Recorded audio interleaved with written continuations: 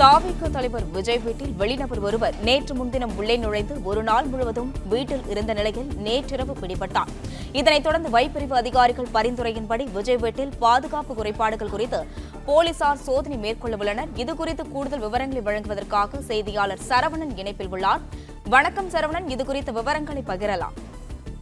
தமிழக வெற்றிக் கழக தலைவர் விஜயனுடைய வீடு நீலாங்கரை கபாலீஸ்வரர் நகர்ல கேசிலினோ டிரைவ் என்ற பகுதியில அமைந்திருக்கிறது. இந்த வீட்டுல நேற்று முன்தினம் உள்ளே நுழைந்த நபர், அதாவது வீட்டினுடைய பின்பக்கம் வழியாக உள்ளே நுழைந்த அந்த நபர் அன்றைய நாள் முழுவதும் இருந்திருக்கிறார். நேற்றைய தினம்தான் விஜய் தான் அவரை பார்த்து காவலாளிகளிடம் பிடித்து ஒப்படைத்திருக்கிறார். அதாவது மாடியின் மீது அந்த நபர் பதுங்கி இருந்த நபர் விஜயை பார்த்ததும் ஓடி அவரை கட்டிப்பிடித்திருக்கிறார். பிறகு அவரே அவரை ஆசுவாசப்படுத்தி அழைத்து காவலாளிகளிடம் ஒப்படைத்திருக்கிறார். அந்த நபர் சற்று மன ரீதியாக பாதிக்கப்பட்டவர் என போலீசார் கூறுகின்றனர். அவரை மருத்துவமனையிலே அனுமதித்திருக்கிறார்கள். இந்த நிலையில ஒரு நாள் முழுவதும் அந்த நபர் வீட்டிற்குள் இருந்திருக்கிறார். வேறு யாரேனும் வெளிநபர்கள், அதாவது இந்த நபர் மட்டும் இல்லாமல் வெளிநபர்கள் வேறு யாரேனும் வந்திருக்கிறார்களா என்ற சந்தேகத்தை வைப்பிரிவு போலீசார் முன்வைத்திருக்கிறார்கள். அது மட்டும் இல்லாமல் பாதுகாப்பையும் மீறி அந்த நபர் உள்ளே வந்ததுனால பாதுகாப்பு குறைபாடுகள் இருப்பதை ஏற்றுக்கொண்டு அதன் அடிப்படையில போலீசார் வீட்டிலே சில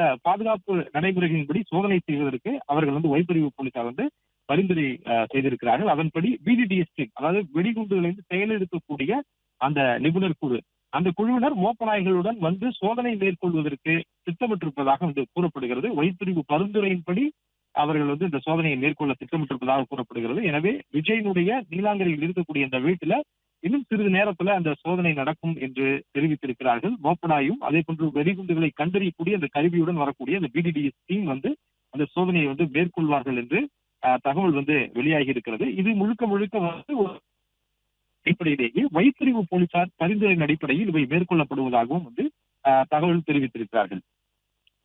பிளே ஸ்டோர் மற்றும் ஆப் ஸ்டோரில் இருந்து பாலிமர் செயலியை QR கோடு மூலம் பதிவிறக்கம் செய்யுங்கள்.